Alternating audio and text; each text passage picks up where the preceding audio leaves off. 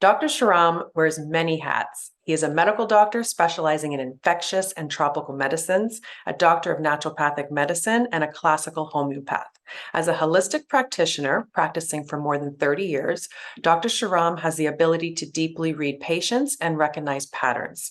Along with running a busy practice, he teaches homeopathy and is also the Dean of the Canadian College of Homeopathic Medicine in Toronto. Welcome, Dr. Shahram.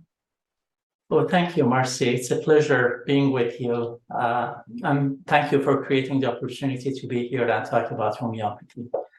Oh, my pleasure. This is such an important topic. Although homeopathy has been around for well over 200 years and is actually the second largest medical system in the world, many people are still unfamiliar with it. Can you please explain what homeopathy is? Now, as you said, homeopathy has been practiced for over 200 years, and today there are many different ways that homeopathic medicine is being used. But what has attracted me the most to homeopathy was my deepest desire to find out what is the cause of chronic diseases. In conventional medicine, we have done a lot to identify the cause of the infectious diseases. We have been able to identify viruses, parasites, fungus, bacteria, and successfully eradicate and treat a lot of infectious diseases. But when it came to chronic diseases, we haven't done much beyond symptomatic treatment of the diseases. Homeopathy is that one system that recognizes very deeply that a human being is one integrated system. We are physical beings, we're emotional beings, we're intellectual beings. We have a lot of existential and spiritual angst. And in homeopathic medicine, we give value to every single aspect of a human being. We look at everything that a person is suffering from in all those levels. And then we try to find out what is the common link between all the different symptoms of the patient, and then find something in nature that can cure whatever is the common thing. For me, homeopathy is like looking at a tree, recognizing that the tree has a lot of different branches. Human beings are made of many different symptoms. Homeopathic concept is to recognize that they're all very deeply connected. They are like different branches of a tree, and we need to find out what is giving rise to those branches. Is to believe that there is a common trunk. And if we identify what is the trunk and identify what is the best way to eliminate the trunk, then we can treat the whole being. Yeah, it's a great explanation for sure. The wholeness of the person. So how does homeopathy work? So homeopathic medicine always looks at the totality of the person, study how all the symptoms together are interacting, and then finds a substance in nature that has proven to produce the exact same symptoms through various clinical studies that we have done. So the way homeopathy works is by finding out what the body is doing, giving a substance to the body that is known to produce the exact same substance. By doing that, rather than suppressing the symptoms, we help the body to finish what it has started already. We help the body to express the symptoms much better.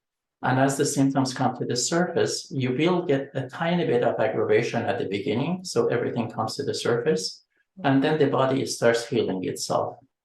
If a system is not well, if you are having a pathology, it is because the body is locked in a very unique way. And when I talk about a lock, I talk about either a code or a key that we have used to lock a system, to lock a door. Recognizing that if a key can lock a door, the same key can open the door. So by studying all the symptoms of the patient, we try to find out in which way the body is locked. Then we use the same key in order to open the door. So fascinating. So why would someone seek out homeopathy for treatment? Homeopathy is the only medicine that I know that is not suppressive. It's the only medicine that I know that is trying to really identify what is the real cause of the disease. And when I talk about suppressive, I talk about anything that is dealing with a symptom without dealing with the real cause of the disease. That means In conventional medicine, if we have a headache, we can take a painkiller, a Tylenol or Advil or a migraine medication, which deals only with the symptoms. Homeopathic medicine recognizes that suppressing either with chemicals or either with natural substance is not doing a service to the patient. So rather than finding something to alleviate the pain, we always look at what could be the real cause of this headache, but recognizing that a patient that has a headache has many other symptoms. Some are on the physical level, some are on the emotional, they may be cognitive. So to answer your question, people come and seek my services or other homeopaths because they have tried so many different methods and they have improved, but they don't get cured, and they're looking for a cure. Homeopathy is not about offering a cure, but offering the possibility for the body to cure itself. And what can homeopathy treat? Because homeopathic remedies treat the whole person, in my practice, I have babies, 2 days old, 6 month old, all the way to patients who are 80 and 90 years old. And because we treat the whole person, we just don't treat the symptom, then homeopathic medicine has the capacity to treat all kinds of acute or chronic diseases. The most important thing is to understand how all the symptoms of the patient are linked together. That's great. So safe for all ages, from infants to well into your 80s, 90s, 100s. I guess on that note, the younger someone can start homeopathic treatment. So for infants and babies and toddlers, and then that's the ideal place to start, because you're getting it at very small roots. That's so true. My dream is one day for homeopathy to come to a point where we can treat every single child that is born until they're ready to get married, to remove as much as the weaknesses possible into the constitution. So when they bring another child to this world, the child is much healthier. It doesn't have all the traumas that we have carried with us. I think it is extremely also important for anybody who is planning to have a child in a year or 2 or 3 to start a homeopathic remedy, homeopathic treatment for both the mother and the father. The healthier we are, the healthier children we're going to bring to this world. So I think homeopathic remedies are extremely important for producing a new generation of healthy children, because we treat the very deep genetic traumas through our homeopathic remedies. Right, wouldn't that be wonderful? They're really wonderful and amazing and necessary. So what happens during a homeopathic consultation? So the very first thing that I do is kind of what you and I are talking about. It's about preparing the patient for giving importance to every single thing that has been bothering them from their childhood until today. I encourage my patients to give equal importance to every physical symptoms they have from head to toe, even those symptoms that in medicine we don't pay any attention to. From a homeopathic perspective, every symptom is like the tip of a branch. Therefore, we need to know all the branches up. So if the patient has a huge migraine headache, but at the same time, their feet are always cold, from a homeopathic perspective, that cold feet is as important as the headache. There has to be a reason why the feet are cold. Or if the patient has a very strong craving for salty food and has a migraine headache, we pay attention to that. So in a way, there is nothing about a patient that is not important. So during a consultation, I encourage patients to look at everything about them on the physical level, not to ignore any part of them, and then do the same thing with their emotional life. And emotions are not just anxiety and depression, for which we have medications in medicine. People have all kinds of emotions from their childhood until today that they have to pay attention to. So I really encourage them to look at every single emotion that has been issue or has affected them from childhood. And I give examples of, jealousy is an emotion, grief is an emotion, resentment, hatred, guilt, shame, embarrassment. their sense of being betrayed. Every single emotion that the patient has suffered and or has struggled with, we need to pay attention to. We pay a lot of attention to the cognitive function of the person. So if the person has any academic issues, if they have issues with concentration or memory, encourage them to pay attention to those symptoms. And also, I like to know whether they have any existential issues. So about sense of self, sense of purpose, sense of meaning, perception of life, perception of others. Those are more the belief system of a person. They're not emotional issues. I like to know what is limiting the person or how they are interacting with the external world. Once I look at that totality, and that can take any time between an hour and a half to 3-4 hours, and sometimes even longer if a patient is older or has more issues. During those few hours, I try to find out what are all the symptoms. As I mentioned, a symptom is like the tip of the branch. I take a branch and I go as deep as possible into the branch to know everything about it, and then see where does it end, and then do the same thing with the next branch. Look at every single manifestation of that branch all the way to the trunk. After I have looked at 4, 5, 6 different branches, I always try to see what is the common denominator, so it's the common link between those different symptoms. Once different things that seem to be unrelated start connecting together, then I know we are at the trunk of the patient, we are at the very core. Then I try to identify a remedy from homeopathic materia medica that matches the state of the trunk. And that remedy is, again, like a key that will unlock the system for self-healing. The homeopathic remedy doesn't really have an active ingredient. It's only like an information that the body receives to reset itself. And as soon as the body resets itself, it starts the healing process. So the whole goal being to get to the root of what's going on in that patient, and no symptom is too small. We want to hear everything from sleep. You know, a lot of people normalize symptoms. Like they'll say, oh, you know what, I've woken up since at 3 a.m. every morning since I was 16. That's important for you to know. Is that right? That's right. It's extremely important. I often have patients, almost every time I see a patient, they say, oh, I never thought about this because nobody asked me. Because general practitioners, because conventional medicine doesn't pay attention to other symptoms of the patients ignore their own symptoms as well.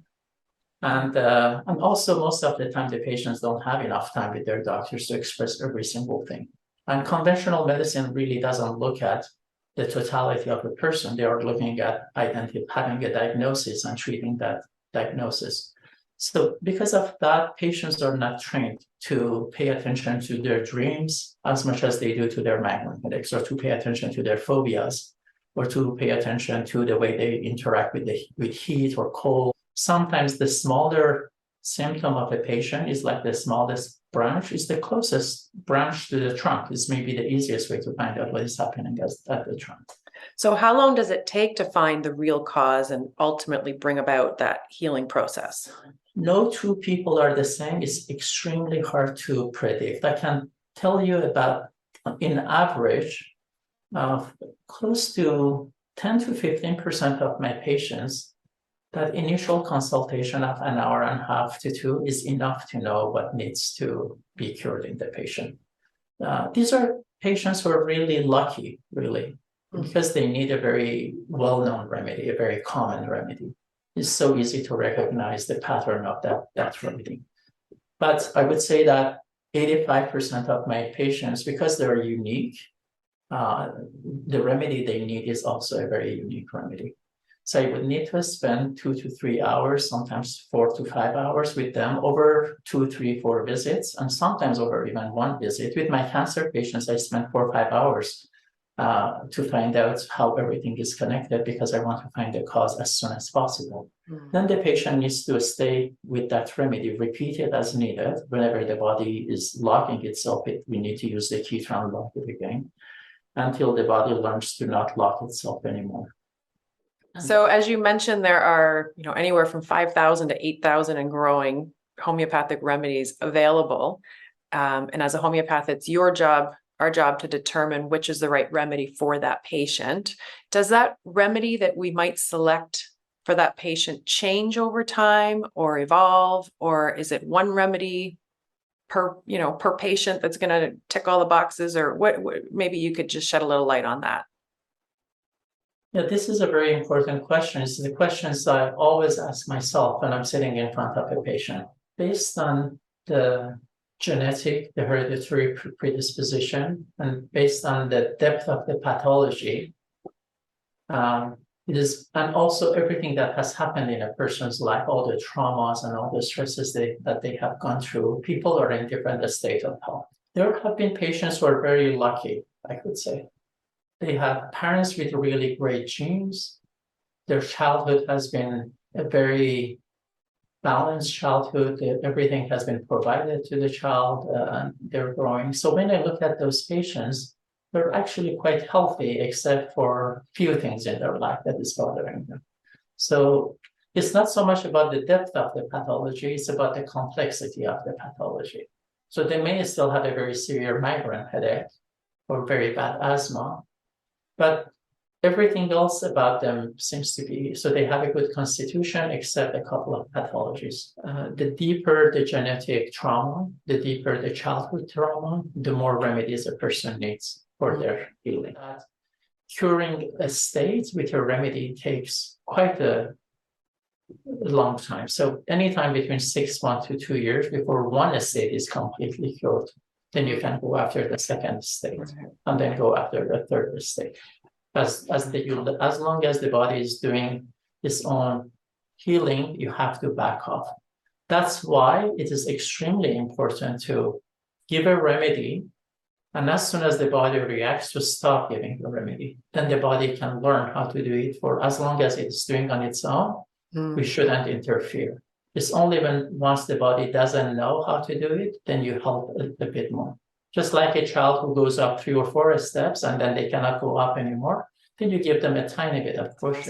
So the short and the long and the short of it is that it can ebb and flow. It depends on the constitution of the patient, their family history, their genetic history, and it's a little bit of a guessing game. But if the patient is able to share their symptomology and commit to working with the homeopath, because it could be over an extended period of time, then eventually that healing definitely will take place. That's right. I could tell the patient is cured if they can go 2 years without any return of symptoms.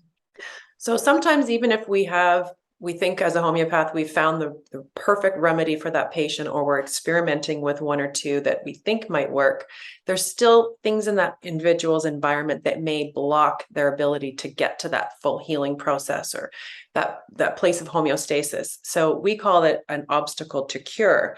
Can you explain what an obstacle to cure is and how that impacts or can impact the healing process?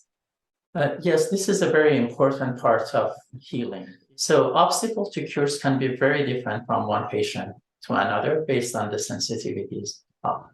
But I think the primary role of a homeopathic remedy is to strengthen the immune system as much as possible so people don't react to those obstacles as well.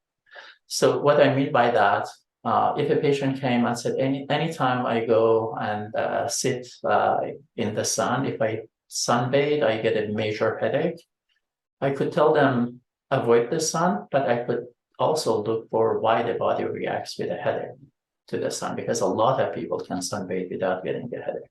Right. So I always try to find a homeopathic remedy that is strengthened enough the immune system so the body doesn't react as strongly to. Right. And that actually was going to lead me to my next question, which was, why do some people get sick with certain illnesses or diseases and others don't? In your example of 3 people living in a moldy basement, one person may have a visceral reaction to that mold, and the other 2 don't. Why is that? So I think this is a very important question, because in medicine we often talk about cause of disease. What is the real cause of the disease? And I think, unfortunately, we do not have a universal definition of the cause.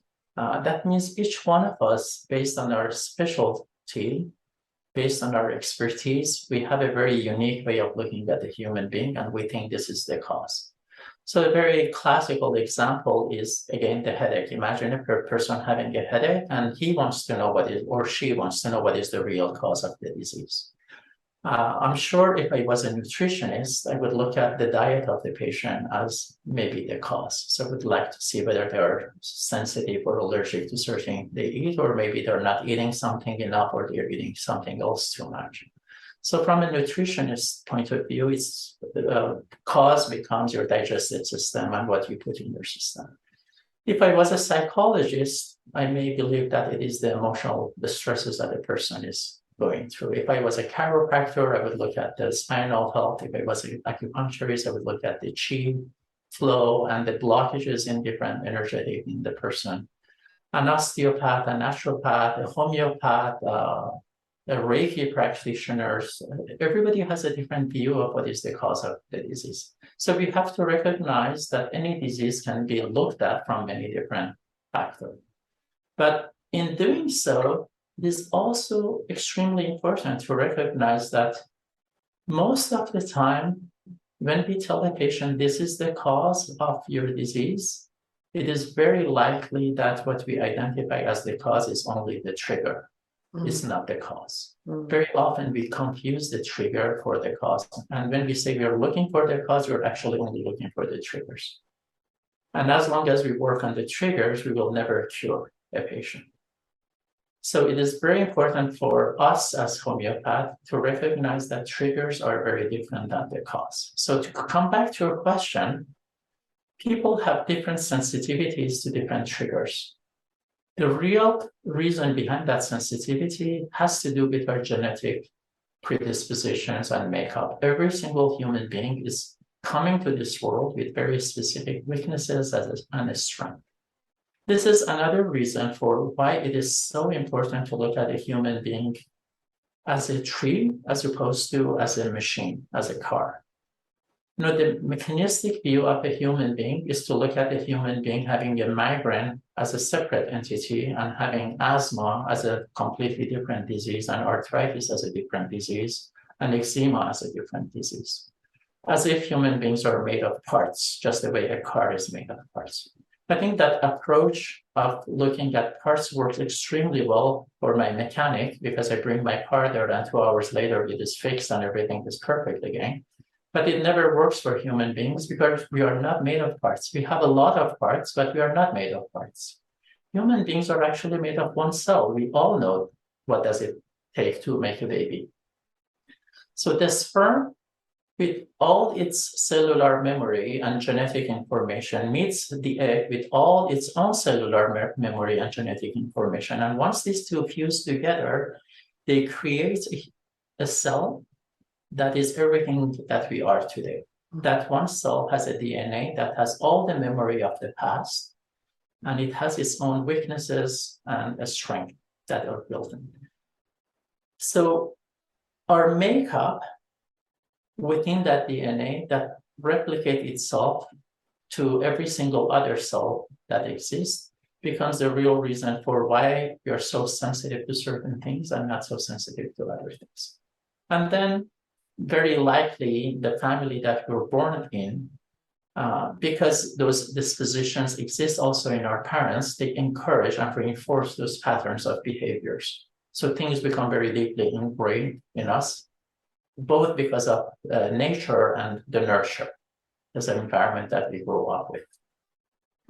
But because no two people have the same DNA, even the siblings are not the same. The siblings can have different predispositions and different sensitivities, because a person may inherit 70% from the mother's side and 30% from the father, and then the next child may inherit 90% from the mother and 10% from the father. So no two human beings are the same. But recognizing that like a tree, we have very deep roots, and these roots are not just mom and dad. There are our grandparents and great-grandparents and great-great-grandparents. Just like a tree that has very deep roots that is buried under the ground, and we actually do not know much about what has happened 100 years ago or 500 years ago, but recognize that whatever has happened anytime in the past is part of our makeup. And that makes us to have very specific sensitivities. Our phobias may come from that. Our cravings for salty or sweet or spicy may come from that. Our reaction to heat and cold will come from that. The way we perceive ourselves and the world may come from that. So everything that has happened in the past is part of what needs to be cured within us. But all these roots get together in a trunk again, and from the trunk comes all these different branches. So it's extremely important to work our way back to see how everything that looks very different and unrelated get together and become one thing. If you can recognize that oneness, that one thing that explains everything, then we know what needs to be cured in the patient. Right. So for me, when I talk about what is the cause of the disease, the only definition I have is cause is that one thing that explains everything. And because it is very deep and internal, it doesn't come from the outside. It comes from deep within ourselves and is part of the cellular memory that we are born with. I had a 3-year-old child who came to see me for eczema, very advanced case of eczema. Most of his body was covered with eczema. He suffered from diarrhea and digestive troubles. And during the consultation, it was so obvious that the child is very restless, very disobedient. Really, parents didn't know how to control the child at all. It was very hard for me to do any examination. He wouldn't let me to look at anything, really. So I did spend an hour with the patient. And at the end of that hour, it was very clear to me that from a homeopathic perspective, this pattern is very similar pattern to what tuberculosis is able to cause from 200 years of the studies that we have done with TB. Mm-hmm. So I did tell the patient, the parents of the patients, they were from Russia. I said that I don't know why the patient is behaving this way, but I can see something related to TB, and I want to give a homeopathic remedy that is made from the TB bacilla, but is diluted billions of times, as homeopathic remedies are. And I think that's what is really causing the patients. And as soon as I said that, the mother said, oh, this is so strange. When our son was 1 year old, we were in Russia, and there they vaccinate for tuberculosis. They gave him a BCG vaccine, and he had a very severe reaction to it, and it took close to a year before the wound healed. So he said, oh, does it have something to do with it? And I said, well, maybe, but it is very likely that the reason the person reacted such a strong way is because of a predisposition already that was in his system. So I don't think that is the cause. I think it's very likely a trigger. So I asked them if any of them had TBs, and they said no. And I asked them if their parents had, and she said, well, I don't know. Anyway, this child came back after a month with the parents. The eczema was completely healed. Within a week, the diarrhea had stopped. Within 2 weeks, the eczema gradually improved, and the child was so well behaved, so calm, so just sitting with the parents. I was so amazed at how much healing has happened. And then the mother said, I checked with my parents.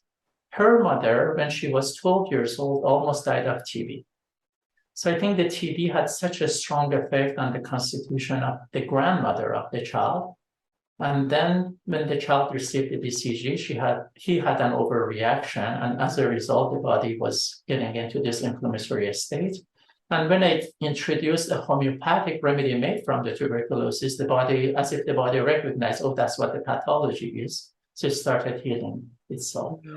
So this explains the law of similars. If something happened 100 years ago and caused the pathology, you can use the same substance, attenuate it, dilute it billions of times, so the toxicity disappears, but the body still recognizes the energy or the property of the substance, and then it will cure itself. Yeah. The healing of that child is really phenomenal, because this child has tried everything that conventional medicine or alternative medicine could have done in terms of food allergies and avoiding this and that and taking this supplement for biotics. Nothing was really making a difference until they gave a homeopathic remedy from TB. The remedy is called tuberculinum. I gave it in the 30th dilutions, which is diluted billions and billions and billions of time, yet the body reacted in such a beautiful way. How scientific is homeopathy? Well, in my mind, homeopathy is the most scientific system of medicine that exists. And I say that not lightly. I say that is because I have studied scientific systems of the medicine. The reason I think homeopathy is the most scientific system of the medicine is because I do believe that a scientific system has to be also an extremely logical system. And what I mean by that is science cannot be only based on statistics. Science has to be an extremely reasonable and logical way of dealing with things. So statistically, I can prove that if you have a headache, you can take a Tylenol or Advil or something else, and the pain will go away. But the question is this the right thing to do? The question is, when the body is producing a symptom like a headache or asthma, what is more scientific, to provide relief to the patient or identify what is the cause? So when I look at like that, then obviously any system that looks at identifying what is the real cause and eliminating the cause is a much more scientific approach. So because homeopathic medicine look at the whole system as one, because homeopathic medicine truly believes in holism, and holism is not like you treat every part as if they were separate, you treat the whole system as if it was just one state. It's a much more logical way of looking at a human being. Therefore, it's a very scientific way of looking. It's a lot more scientific in its approach than any system that only treats the symptoms as if they were separate. So that's one aspect of the science behind homeopathy.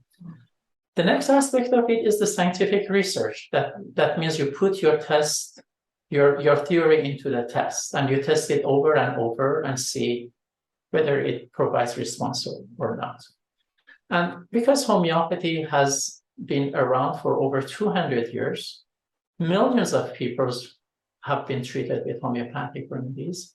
Thousands and thousands and thousands of medical doctors have practiced homeopathic medicine.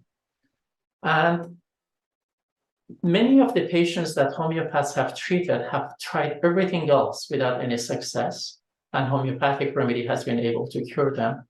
That makes also homeopathic remedy an extremely scientific and time-tested medicine. Besides the fact that in the last 10 to 15 years, we have amazing scientific researchers that prove that homeopathy is truly scientific. And those researchers are available for anyone who wants to see. So we do have the science behind, we have the research behind, but we have also the logic and the intelligence behind why homeopathic medicine is very scientific. So homeopathic medicine is unique in the fact that it uses all the different kingdoms that exist in nature, because we recognize that we are part of nature. Therefore, if something is missing or lacking at the DNA level, we may be able to find something in nature that can provide or can repair or heal the damaged DNA, the cellular memory, the epigenetics that we talked about. That makes perfect sense to me. Yeah, it's beautiful stuff. Dr. Shahram, what do you think the future of homeopathy looks like? Looking at what has happened over the last 200 years, I'm extremely optimistic about the future of homeopathy. Homeopathy, from its inception, has encountered a lot of resistance, a lot of oppositions. And almost every decade or two, there is a huge wave to attack homeopathy, suppress homeopathy. But in spite of all those attacks, homeopathy has survived so beautifully because it works very deep, and it has been the answer to the prayers of thousands and thousands of people around the globe. Homeopathy is practiced in almost every single country now in the world. Thousands of patients are going through a homeopathic consultation through really good qualified homeopaths nowadays. There are a lot of physicians, a lot of doctors, a lot of professional homeopaths who strongly believe in homeopathy. It has survived and it is growing. And I would say that homeopathy today is offering a lot more than it did even 30 years ago. A lot more techniques and methods have been developed into identifying the perfect remedy, and homeopathy is only growing. So I'm sure that its future is going to be much better than it has been the last 200 years. That's great. So the future looks bright. It's a thriving industry. And we just need those incredible colleges and universities to come on board and start training more people how to work in this incredible medicine, because it's powerful and it's healing and it can change lives. Yes, for sure. And it will happen. That's amazing. It's good to hear. As you know, I am also super deeply passionate about alternative health. And in my second year of studying homeopathy, I have to say it has been such an incredible pleasure to spend some time with you today and discuss the science of homeopathy. I truly believe that so many people are just simply sick and tired of feeling sick and tired these days. And it is my hope that by continuing to shed light and having these conversations on this incredible medicine, that we can get more and more people to understand it, more and more people to turn to it, to treat both acute and chronic conditions. And so thank you so much for sharing your wealth of knowledge and for your time today. Thank you, Marcy. It really was a pleasure being with you today, and it always is a pleasure for me to talk about homeopathy. I'm extremely passionate. And thank you again for providing this forum. It was so lovely being with you, Marcy. Thank you.